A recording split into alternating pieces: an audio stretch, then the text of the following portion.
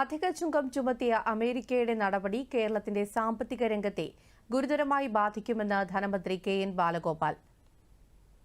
കേരളത്തിന്റെ ആകെ കയറ്റുമതിയിൽ വളരെ പ്രമുഖമായ സ്ഥാനമുള്ള ഒന്ന് ചെമ്മീനാണ്, അല്ലെങ്കിൽ മത്സ്യവിഭവങ്ങളാണ്.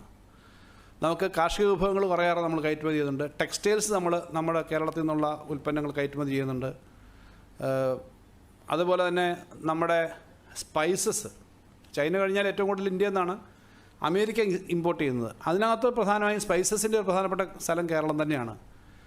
പിന്നെ കശുവണ്ടിയുടെ പഴയതിൻ്റെ അത്രയും ബിസിനസ്സിലും മറ്റ് പല രാജ്യങ്ങളും ഇപ്പോൾ സ്വന്തമായി ബിസിനസ് തുടങ്ങിയിട്ടുണ്ടെങ്കിലും കശുവണ്ടി പ്രധാനപ്പെട്ട എക്സ്പോർട്ടാണ്. അതിൻ്റെ ഒരു പർട്ടിക്കുലർ പെർസെൻറ്റേജ് മുഴുവനും ഏറ്റവും മേജർ കൺസ്യൂമർ അമേരിക്ക അല്ല.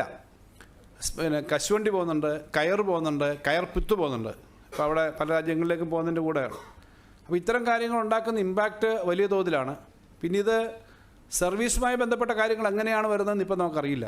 വ്യാപാരത്തിൽ കുറച്ച് മിച്ചം വരുന്ന ഒരു രാജ്യമാണ് അമേരിക്ക.